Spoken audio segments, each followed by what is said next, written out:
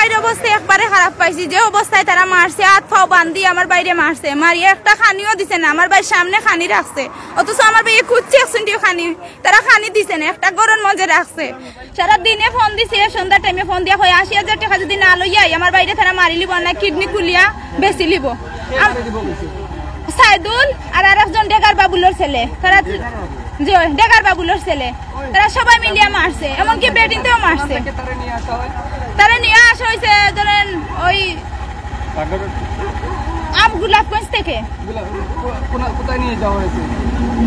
রনি খাইলে আমনির মসজিদের সামনে নেওয়া হয়েছে। আজ 2 দিন থাকি আমার বাইরে খোঁজ খবর পাইলাম না, আমার বাইরে খোঁজ খবর পাইলাম না 2 দিন থাকি। যে তার আজকে কার মাধ্যমে, আজকে আপনারা সাংবাদিক বাইরে লইয়া গেছি, আর সাথে পুলিশ ভাইও তারা গেছে, সাহায্য করছেন, তার কারণে আমরা বাইরে পাইছি খুঁজিয়া। আপনার কাছে জিও রেকর্ড আছে, আমরা কাছে আমরা রেকর্ড শুনাইতে পারবো।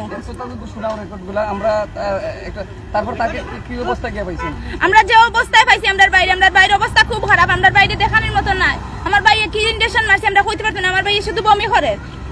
আমার বাইরে অবস্থা খুব খারাপ, এখন মেডিকেল লইয়া যাই। জি আমরা মিসমানি মেডিকেল লইয়া যাই। কি রকম অবস্থায় আপনার বাইরে চাওয়া হইছিল কথা বলছেন?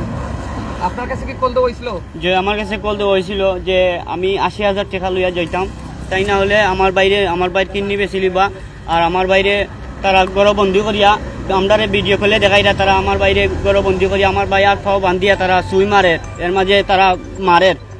একজনে মারে, ওর নাম হয়েছে গিয়া জাফর, আর একজনে মারে, ওর নাম হয়েছে গিয়া সাইফুল, সিএনজি চালায়। জি না, আমার কাছে 80,000 অডিও রেকর্ড আছে, আমার কাছে 80,000 টাকা তারা। আমরা এখন অডিও রেকর্ড শুনবো, যে রেকর্ডের মাধ্যমে আসলে ওনার কাছে টাকা চাওয়া হয়েছে। আসলে সিলেটের মতো একটি জায়গায় এরকম ভাবে বিশেষ করে যে কিডন্যাপের সিস্টেমটা করা হয়েছে, তারা আসলে এটা অনেক বড় একটি আইনের চোখে পাখি দিয়ে এভাবেই তারা আসলে ধরে নিয়ে গিয়েছিলেন, এবং সেখান থেকে আসলে 80,000 টাকা তারা মুক্তিপণ দাবি করেন। তারপর কিন্তু ইতিমধ্যে বিশেষ করে গোলাপগঞ্জ থানা, মডেল থানার যে যারা রয়েছেন তাদের নেতৃত্বে কিন্তু ইতিমধ্যে কিন্তু সেই যিনি ভিকটিম আছেন তাকে আসলে সেখান থেকে উদ্ধার করে নিয়ে আসা হয়েছে। ইতিমধ্যে কিন্তু আমরা অবস্থান করছি সিলেটের গোলাপগঞ্জ মডেল থানার সামনে, এবং ভিকটিম যারা রয়েছেন তারাও কিন্তু আমাদের সামনে রয়েছেন। আপনি কি রেকর্ড রেডি করেছেন?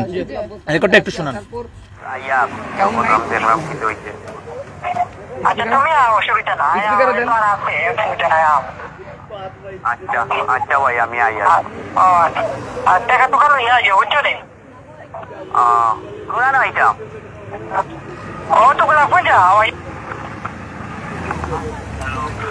আচ্ছা, আমরা রেকর্ড শোনানোর চেষ্টা করেছিলাম, তাকে মুক্তিপণ দাবি করা হচ্ছে। এই মুহূর্তে আমরা উদ্ধার করে নিয়ে আসি, ধন্যবাদ জানাচ্ছি এই